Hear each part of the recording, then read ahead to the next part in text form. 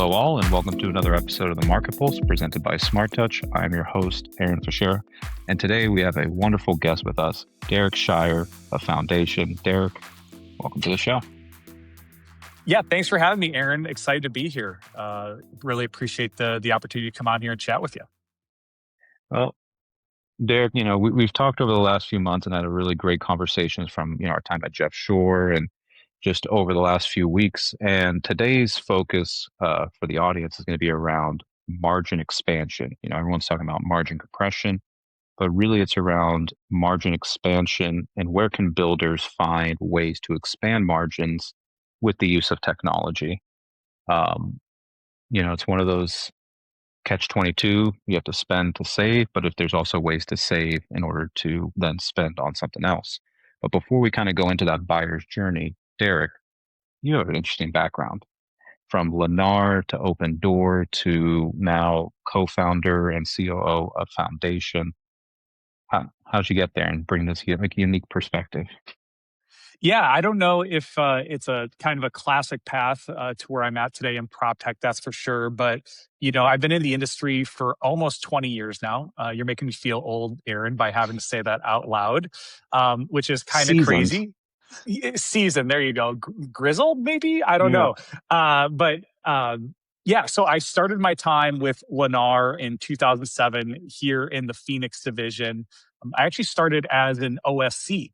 So started in the very early days of the online sales counselor kind of, workflow, and really helped to build that out at Lennar. I was one of the first ones in the company. So that was really fun. Got to meet a lot of really interesting people at the time because of where I was sitting in that seat, fresh out of college, so it was definitely a fun time and a great experience. From starting as an OSC, I eventually moved to on-site sales as a new home consultant. So I lovingly say I was in the garage selling homes. I don't know if I was smart or not. This was during the recession. So definitely learned how to sell homes and really, probably do the fundamentals at that time, which I think probably helped me, over the long course of my career. And then I ended my time there in sales and marketing management before jumping over into the PropTech space. When I made the jump over to the PropTech space, I landed at a company called Open Door, which really created the iBuyer category, which is you visit opendoor.com, you punch in your address, and you get an instant offer. My role there was to start and build the homebuilder partnerships team, and was very fortunate to have a great run there. Was the first partnership channel at Open Door and built it into, with my team, the first multi-billion-dollar partnership channel at Open Door. And I think the reason we were able to do that and have that success was not only because of the talented folks there, which I'll get back to in a second, but we were essentially bringing technology solutions, real enterprise grade, Silicon Valley grade solutions to builders across over, to builders across over 50 markets where we operated. And this was really their first time and first exposure for a lot of these home builders to true Silicon Valley grade technology. So that's what my team did. And as they started to dig in with us, they started to ask us for certain things and ask us to do a lot of certain things.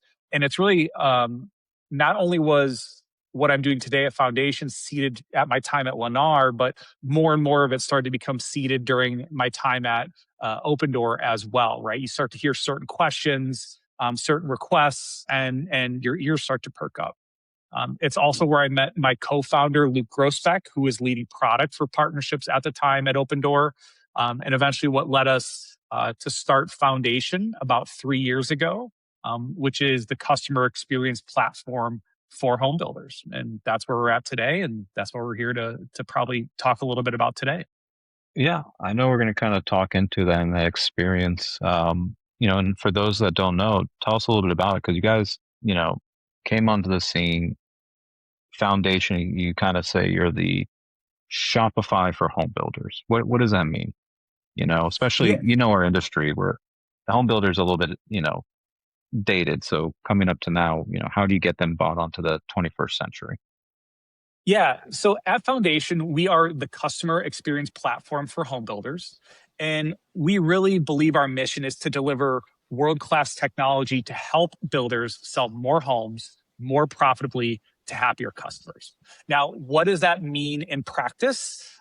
We build and power white label apps and portals for home builders. And also, we build apps and tools for back office teams. So essentially, what we're doing is we're putting that post contract experience on autopilot while enhancing the customer experience. All of this is done through the builder's brand. They never see our brand. It is their apps in the app stores underneath their account with their logos and colors. So we're really enhancing the experience for both sides, making teams more efficient, as we've talked about, helping increase ROI and margin while enhancing the customer experience and making it feel more modern in a way that you would expect for the biggest purchase of your life in 2026. I think just to give a little context as to where we're at and what that means, of the top 200 builders, we are powering over 40% of those builders that have a buyer experience app. And we Wow. ended 2025 with over 10,000 annual closings running through the platform, which puts us at the scale of a top 10 public builder. So we've had a great journey over the first 3 years. And I think we're just getting started and we got a long ways to go. Nice. Well, that kind of gets into the crux of our larger, is about the buyer's journey. But, a lot of times, from our standpoint, from a marketing as well as from a sales, we look at the market, the top end of the funnel. And then once we get to conversion, you know, that's up to you guys in the builder team and to move it forward. But, as we talked about before, that buyer experience and that pleasant experience and that unpleasant experience can cause you money as well as savings. So, as we kind of go, I want to break up into four sections, one being around the market and research phase of the buyer's journey, when they come on site and touring, to when they're under contract and construction, and then post warranty, which I don't think it gives enough credit because, once the sale's done, they don't realize that the homeowner's there and there has to be a whole nother layer of operations and fulfillment. So, to start off with market research from our own, there's a lot of technologies out there. And public data. From your opinion, what are some great market research tools or ways that builders can leverage some of the AI or tools available, or anything that you've seen? Um, yeah, I mean, I really think it's how can they, I guess the question being is how can they leverage some of the AI tools? And I think really to zoom out a little bit, I guess my answer is going to come around more technology itself, if that's all right. I Hmm. think, Please. technology becomes margin expansion, which is I think is something we want to talk about today. When the same team can sell more homes and serve more customers without adding more people, right? And that's a little bit of the promise of AI is how can Yes. that is what AI does, right? And that's what we're built to do at Foundation is add efficiency to teams to help them do more with the same amount of people and actually operate even more efficiently. And so I think from my perspective, coming in from the builder side, you know, where I learned the business as an OSC, sitting in a sales office and actually selling homes, I saw how much time really talented salespeople were spending on things that really didn't have anything to do with the job they were hired to do, right? And Really? so, yeah, I think, I mean, that's a lot to do with um, the admin side, all these kind of like areas that technology can solve and so I saw that firsthand when I was at Lennar. And then when I went to Open Door, I got to see the other side of things, which is what happened when things like software, data, and automation are are created to give operating leverage to those folks. And I think at Foundation, we're really the marriage of those experiences. And so there's a ton of great tools out there. But I think really the idea is to bring this into one simple, seamless area and platform and so the way I look at all this technology is pretty simple. Does it give you capacity back? Can the team sell more homes, serve more customers, and deliver a better experience without adding complexity? And if the answer is no, then you've probably just bought another expense and line item and another login for your team, right? And I think at Foundation, the way we view this is we've put large parts of the post contract experience on autopilot, and we see that as giving teams time back. And Mhm. if these tools and tools like Foundation can give time back to these people, that's super valuable. The example we use is we see that we can give a salesperson roughly 3 weeks of time back over the course of a year. And so to me, that's when things get really interesting, right? Is if these tools can give every salesperson suddenly almost a month back of time, what can they do with it? It Mhm. becomes how many more buyers can they work with? How many more homes can they sell? And one incremental home per salesperson can quickly change the economics and move the bottom line of a builder extremely quickly. And I think the same idea applies, like I said earlier, not just to sales, but beyond sales, administration, back office work, construction, closing, warranty teams. They can all absorb more volume because of these tools, to then allow them to do more, which is what I think the technology should, and make the experience feel more simple for the teams and better for the customer, and give everyone a more leverage along the way. I guess is how I look at these tools.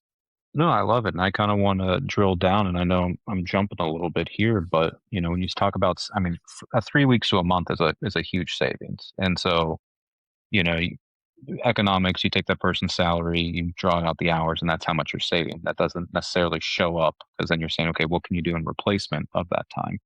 But in your, and through your case studies, I agree. Sales teams take up a lot of time with data entry and appointments. Where do you think are the biggest gains, or where have you guys, started implementing changes that you think have led to those, 3 weeks to a month of savings? Yeah, I mean, really a lot of kind of those intersections of, does a salesperson or does somebody at the builder have to do something manually? If that is happening, that should be looked at and should be reviewed to see if technology can take it off the plate, whether it's a platform or AI. That is, Well, well, let me ask you from an OSC, excuse me, because I find it relevant.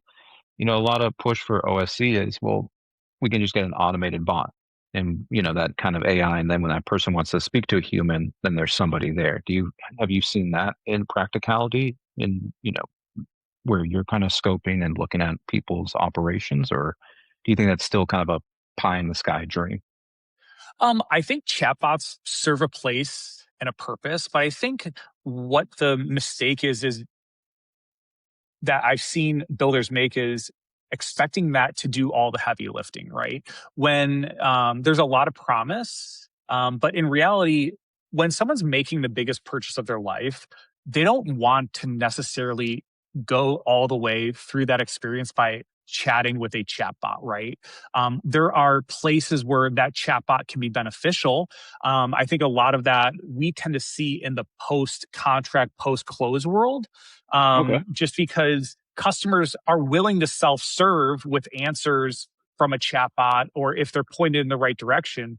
Again, but Mhm. making the decision to purchase the biggest purchase of your life, or make a repair of something that's really massive, like, should not always just be gated, in our opinion, by an AI chatbot, right? You always need that human in the loop. That's how we think about it, especially with a purchase of this size. So there is a time and place for chatbots. There is effectiveness, but I don't think that can be your only path, or your only implementation of AI, right? I think that's where everyone kind of goes, Mhm. especially in our industry of, oh, well, when you talk about AI, you mean a chatbot.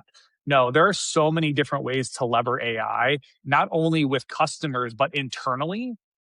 And I think that's the piece that oftentimes get missed is leveraging technology and tools and AI internally actually lets your team be more human and get back to the customer faster to Yeah. drive those outcomes that are meaningful, right? Like actually working with people, actually trying to help that prospect or that lead understand why your home is the right fit for them. So I think great technology actually adds more to the human element, in our industry versus take away. And I think sometimes that gets a little mixed up. Well, to that point, if you're taking away, these functionalities, you're making them more efficient. Where do you, from a COO standpoint, where do you think sales professionals and marketing professionals can spend more of their time? I know you talked about kind of with the human experience. Where do you feel, is going to be the biggest leverage and gains that can lead to, what we've talked about here, margin expansion?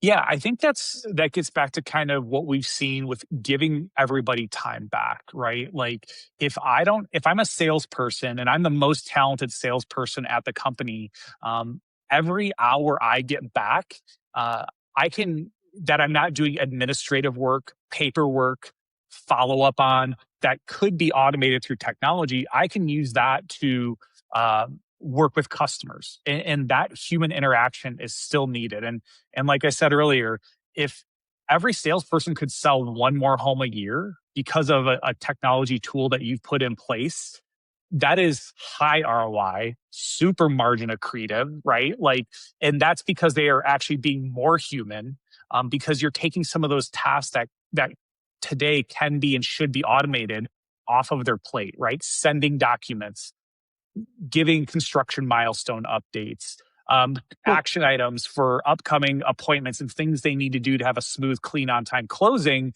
You can, you can actually work and be human with that customer, versus doing all of those kind of administrative tasks. well, it kind of gets into our, when it gets to contract and construction, and I've, you know, toyed with the idea that if I had to reimagine, the question we had, okay, salesperson gets more time, the tools of efficiency. Well, it's down to the owner, the operator, the manager to say, okay, well, what do I fill that time with? That's the question. I, and I think you kind of touched on it. I feel the sales individual is going to get more involved in the construction process and bringing that buyer through that full experience. Because right now, and I've seen this, and funny enough, I've walked into a Lennar, showroom, and you have someone that's sitting on the desk. I say, okay, I'll come and meet you. You see them for 10 minutes. Let's say in a perfect world, closing happens. You never see this guy again.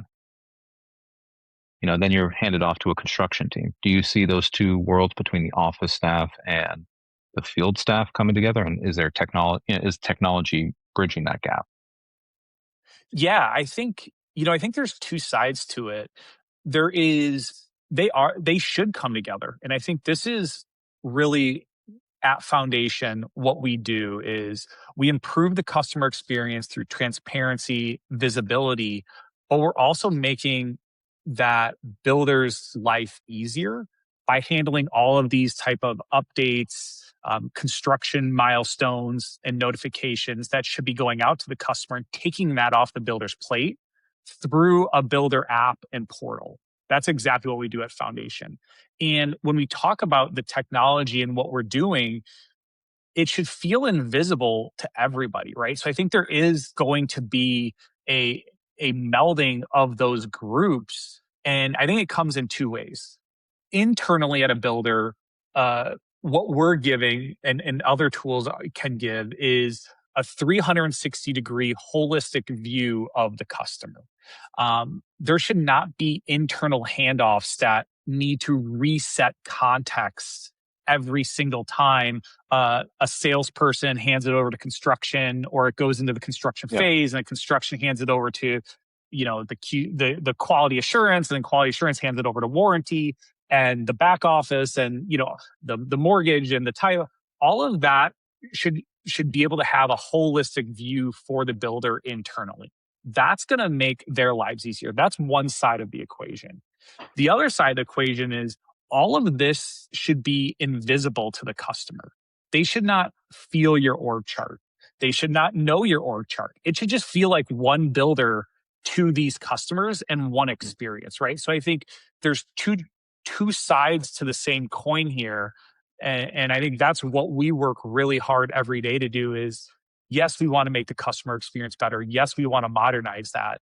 But there's benefits on the back end where teams can work more closely, feel like they have more information, and have a better view of this customer throughout the entire pipeline and journey, which then automatically increases the quality of the experience for the customer on the other side.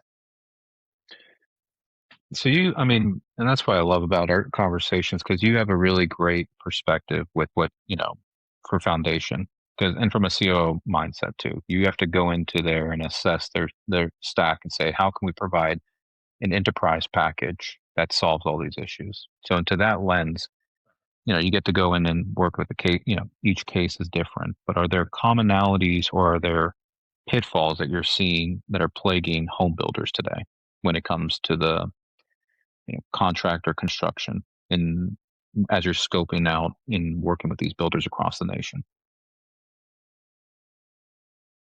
Yeah, I guess I think a lot of it is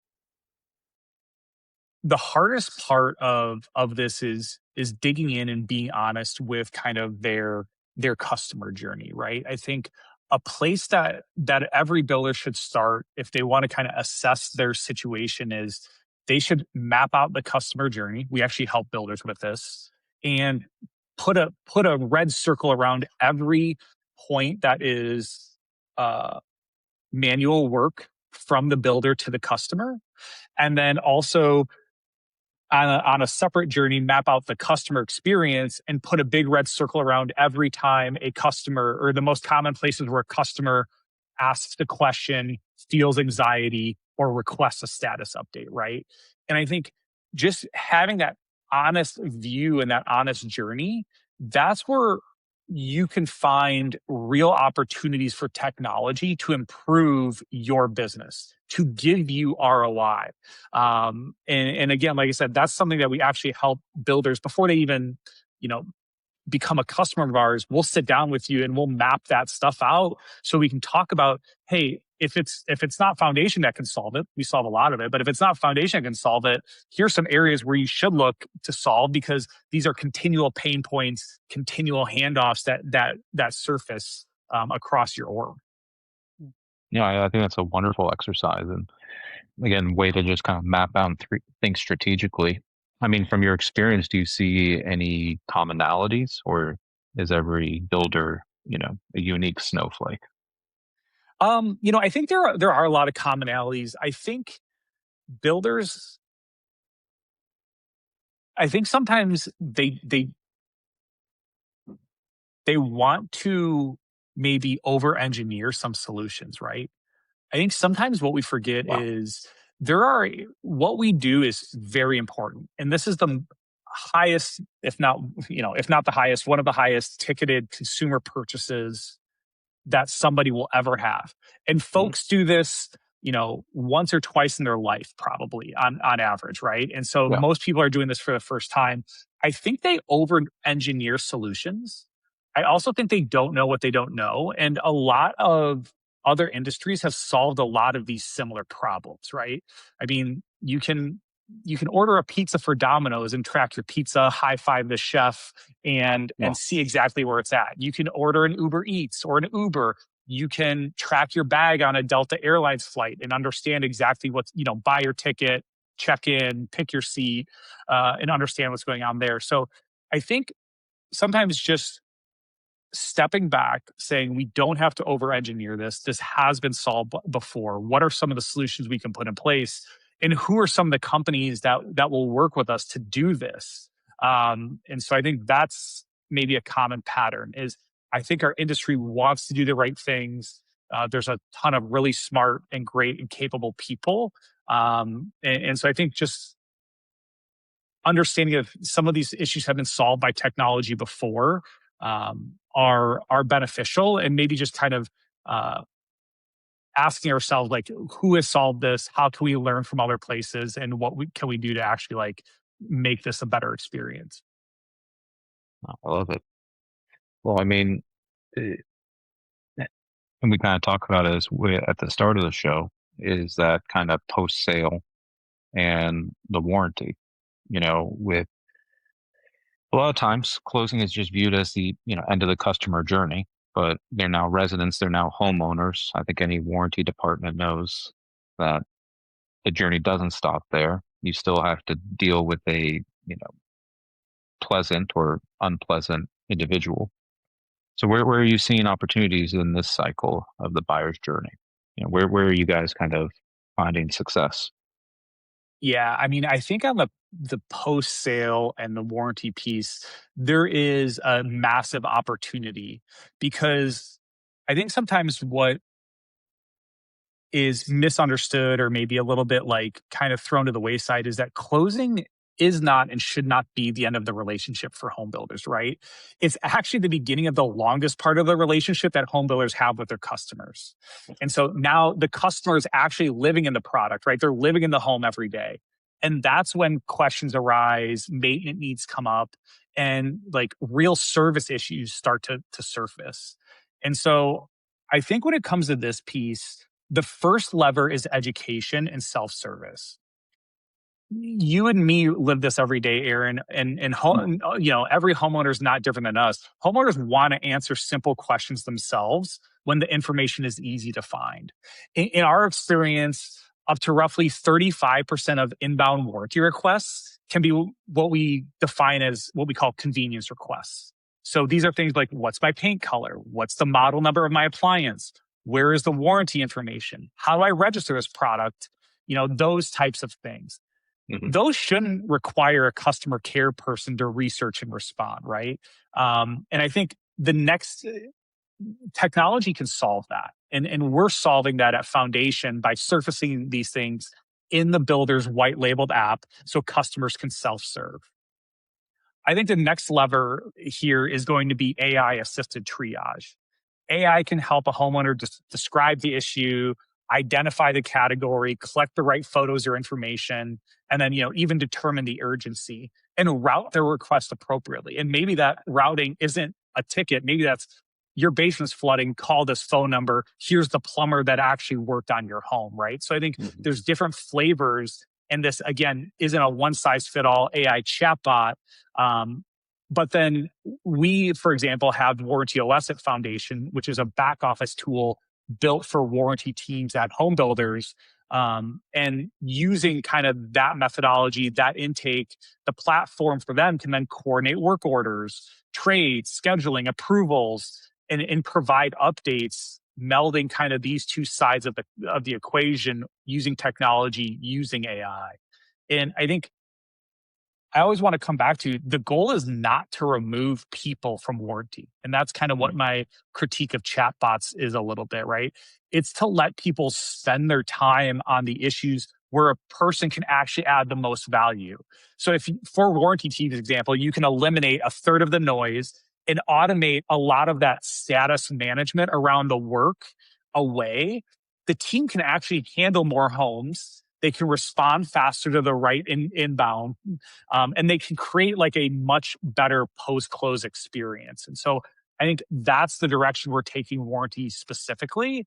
And I think there's a whole bunch of other post close that I'm happy to get into opportunities as well, when you're actually handling it appropriately and providing a great post close experience and not just forgetting about your homeowners. No, I would love, where you see that. Because again, from my standpoint as well, we get to spend a lot of our times on the marketing and the sales front. So seeing afterwards, being a homeowner, of course, like you said, I don't want to know the builder's, org chart.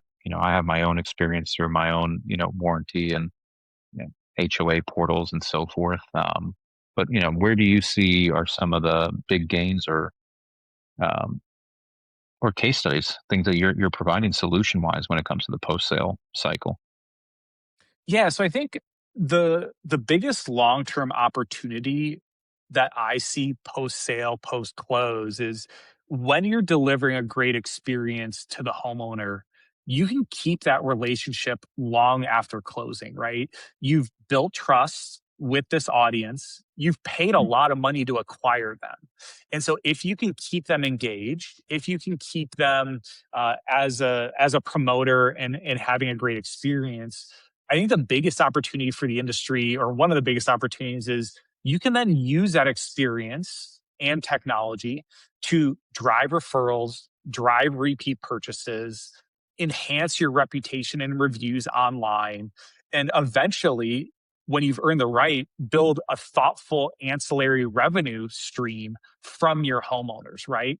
The customer relationship itself becomes the asset. And at foundation, because we are building white labeled apps for home builders that can then stay with their customer for that entire customer journey and that customer lifetime, that customers built that muscle and that trust that when they go to their builder app, not only am I submitting warranty requests as the homeowner, but I might have opportunities. And believe me, there's no shortage of companies that want access to new construction home buyers and homeowners, and all the positive things that come along with purchasing a new home for other companies, other retail opportunities, etc. So I think there's a lot of work to do there that benefits both the customer, the home builder, and other areas. No, I 100% agree because I think that brings a beautiful, full circle back to the market research into the sales cycle. Because from a marketing and sales standpoint, your existing clients and happy clients are your best referral agents. Yeah, absolutely. That is your referral engine, right? Is them passing around the photos of their new construction home on their app at the dinner table and saying, hey, well, you're looking for a house. Come move down the street. Or, maybe you don't want your family there, but at least like when you're out with a friend and saying, hey, I'd love for you to be my neighbor. Like I had a great experience. Like here's some photos, come, you should get a house nearby. Well, no, and I think in today's market with new home sales, the big differentiator is that no hassle, no issues post because, coming from open door, you're dealing with a resale. You don't know what kind of skeletons are in there. So if there's a way for the new home sales and where we're finding a big differentiator on the marketing material is playing up that brand new, no hassle, you don't have to worry about it. You basically everything is built to suite. Yeah, absolutely. Absolutely. And I'd be curious to say, like, based on that, what you guys are seeing, is there anything, I guess, on your side that you could add to that kind of question? I'd turn it back to you and just want to hear any response that you have from your seat. No, I think that's where we miss a lot is that because content is king. When it comes to promoting and telling the story, you can only pull so much from Getty Images. You can only write copy so much. But when you have testimonials, when you have good Google reviews, not only does this kind of feed into the SEO engine and AIO, and it's kind of like we said earlier, it creates this cycle. And a lot of times, marketers and I think marketing teams in general need to see that full feedback loop because a lot of times it just stops with we become so isolated, similar to the sales office to the construction side. There's somewhat of a disconnect between marketing and sales, and then from marketing and sales to the rest of the organization. So, ideally, technology is bringing this feedback loop, which is only going to, in turn, make the customer journey experience that much better. Yeah, for sure, for sure. And I think I know you're the host of the podcast, but I'd love to hear a little bit, like, when you talk about that disconnect from your side, Yeah. what do you guys see as like that transition? How are you guys? What's your ideal transition point? I think from marketing turning it into a sale, like what does that look like for you Or guys? it's a CRM. The connection of the data to the CRM because how they engage and different buyers engage different ways. So you have some that will prefer AI, prefer you to enter now when they go on site and they don't want to see a salesperson. But then once they are, how is that salesperson leveraging that data? Is their CRM collecting every time and tracking the website? Are they seeing every time this person is, clicking, engaging, storing information? That way, like you said, the salesperson should be able to have a whole myriad of information about this buyer before they even show up. So it's not regurgitating, trying to figure out, and I know it's a lot of times, oh, let's find this person's story. Let's figure out what they want. Technology is giving you all that information. So now it's down to, the disconnect is not necessarily technology. It's the human intervention, how we use technology and how we leverage it and what we're looking at too. Because then I think there's also a drawback of you can be sometimes data can be used as defensive. Too much data is, you don't want to make a wrong decision or analysis by, paralysis by analysis, where it's, who's engaging, who's the top lead scorer, is your CRM showing you that kind of who should your salesperson be engaging to, right? You give all that salesperson all that time. Well, if the salesperson is, got a screw loose and they're going to deal with somebody that has no intention of buying, then all that saved time means nothing. So that's where I think there does need to be education, back to your original point, and that kind of full feedback loop as well. Because I think that will only just expose more and more of that education and exposure of the buyer's journey. Yeah, and I think that's what's super interesting about the work you guys are doing, and I think what's powerful, right? And I think where foundation and you all intersect with us is essentially where you guys are taking that customer journey from a bunch of different data points and giving it a holistic, consolidated 360 view. And then we start at the time of contract, hey, download your builder's app. Now that you've signed a contract, obviously Foundation's powering that white labeled app. And I think what we view our job to do is you're creating kind of this seamless experience higher up in the funnel. Once that happens, I think our layer, our customer experience layer, really connects the CRM, the construction management software, and the ERP. So Because that then, ERP, and that's a whole nother discipline, which that's where, right. the And so handoff. we're sitting over the layer and the work that you guys have already done.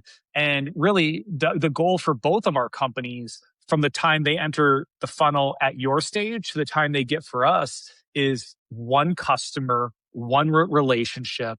And the context of that relationship should get more robust every step along the way as that relationship grows. So I think that's where, you know, why we're so excited to talk to you and be involved with you guys, because we see like that being that kind of connective tissue at that next point in the funnel for builders and customers. So I think there's a real symbiotic relationship and a real you know similar view on the world. Yeah. Well, you know, as we're kind of getting to our closing points, looking ahead, it is down to, and, we're a big proponent of this idea of, an integrated digital stack. When technologies came out, everyone had their own app, they didn't talk together. Then we have this now APIs or webhooks or something to kind of just bring these all together. Now it's saying, hey, I just want everything in a one-stop shop. So I know it's kind of a little bit of a loaded, but looking 3 to 5 years ahead, what does a highly efficient and effective technology stack look to you? Or where should builders be paying attention? Yeah, I think 3 to 5 years from now, I don't think the best technology stack is going to look bigger. And I think you probably agree with that, right? Like, I think it's pretty common to hear that. I think it's going to feel smaller because the systems will work together and the complexity will disappear for both the team and the customer. And like I said, I think there's really four critical layers that are gonna continue to be involved in the technology stack in the next 3 to 5 years. And that's the CRM, which owns the leads and sales. That's construction management, which owns the building of the home itself. The ERP is the financial backbone of the organization. And then I think our piece is that dedicated customer experience layer that connects all of those systems to the customer relationship and is the connective tissue. I think that the industry has historically been missing before foundation. And I think underneath that, everything is going to become or has to become more connected. So open APIs, automation, AI. But I don't think the goal is going to be or should be add AI for the sake of adding AI. It should be to remove work off of people's plates. Data should remove double entry. Communication should happen without somebody remembering to have to send something.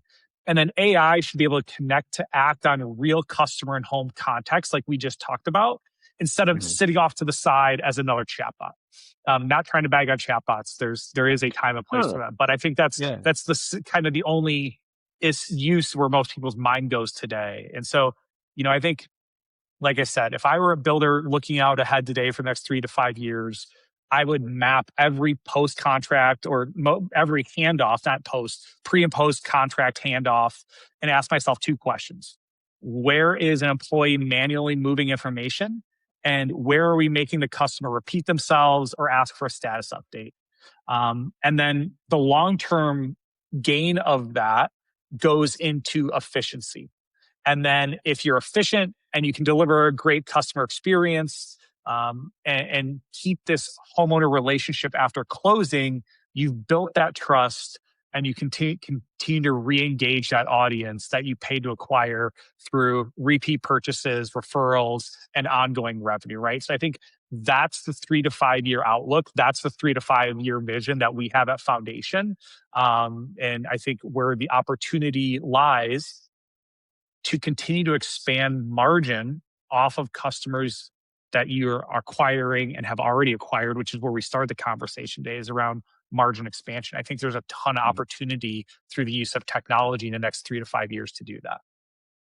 Well, and it also sounds like there's a lot more attention needed, not on chasing the next buyer, but focusing on the ones that you have in the boat and delivering a superior experience that will then attract more. Because success will only breed success. Yeah, absolutely. And I think when I think of technology, putting my sales hat back on from back in the day, I don't know, Aaron, I'm a little long in the tooth these days. So maybe, I don't know if this is relevant or I'm out of touch, but I think it's like we said earlier in the conversation, technology needs to be there to make you feel more human. If you can feel more human as a builder, as an operator, a salesperson, what have you, then you have an opportunity to convert those existing leads, those existing prospects at a higher rate. And I think when we talk about holistic views of technologies, when buyers walk into sales offices today, and I'm coming from the angle of like if I were a salesperson today, what would my strategy be? Buyers today have access, thanks to technology, to all the specifications, all the information. And they might have more information, than the salesperson. But Yeah. thanks to you, thanks to us, there's kind of this in other companies in the space, there's a holistic view of this customer, but that customer is going to have a ton of information. And when I think about the human element, an example I think of is when a customer walks into a salesperson, the salesperson's job is no longer to repeat the specifications of my water heater. That is not going to be helpful because as a customer, I probably already know what they are if that's important to me.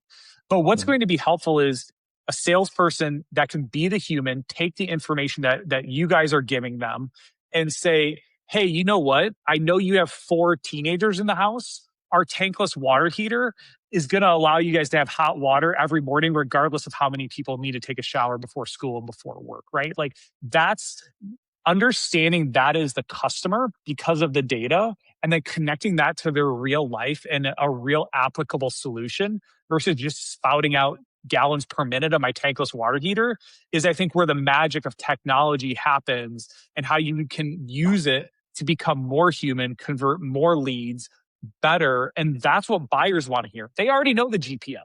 They want to hear, how does this connect to my life? And that's what skilled people are doing today and how they're utilizing technology, in my opinion. Yeah. No, I completely agree. I don't think you can go through a formula or playbook and just say, hey, it's templatized. You need to really use technology, critically think, ask questions. Like I said, I think your exercise that you do with your customers, as well as just a good process of map out the process and ask questions. Um, so hopefully the salespeople that are listening take you up on that. I mean, you got 20 years of good juju under you. I hope so. I hope that's the case.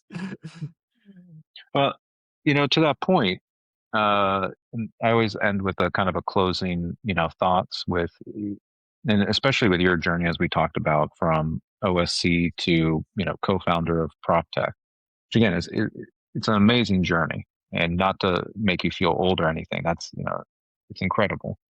What advice would you give for young professionals kind of entering the space or those looking to kind of come over to the real estate or home building industry? Yeah, I appreciate the kind words, and yeah, I think been in it for a long time. I think there's really two pieces of advice that I tend to fall back on, and I think are just important based on my lived experience, right? So I'll kind of break it down this way. I think the first is to find a role in a company where you can find joy in the process. There are no shortcuts. You're going to spend years doing the work, learning details, making mistakes, which is a good thing in the long run Yeah. if they're not too big, and building that judgment and pattern recognition. And so if you only enjoy the destination or look forward to the destination, that's a really long road. There are no overnight successes. You can dig into every company that you ever think is, it's not, or every career that you think is, it's not. So if you enjoy the process, the work starts to compound and it starts to feel lighter. Second, put yourself around people who are smarter than you or better than you at important things. Do that as often as you can. At Lennar, I had my mentor, who is the senior VP of sales and marketing, Mike Dowell, who really shaped how I thought about sales and focusing on sales and creating leverage for myself in that position. And then later, I used that and worked really hard to get to Open Door because I knew where I wanted to be and I knew I needed to learn the technology side of the business. That gave me the skill set and exposed me to the kind of people that you need to build a real technology company, which we are now at Foundation, and also allowed me to find my co-founder, Luke Grosbeck, right? So I think found that person that I could build this company with along a bunch of other highly talented folks there. And so I've been thinking about the ideas behind Foundation for almost 20 years, as you mentioned. But having that idea wasn't enough. I needed the home building experience and then the technology experience and then the right people around me and how to build that team. And so when you look back at it over 20 years, it all connects. But it only connects because I stayed in the process long enough to learn what I need to learn and I enjoyed it. So don't rush it. Find the work you enjoy getting better at. Find the people who raise your standard.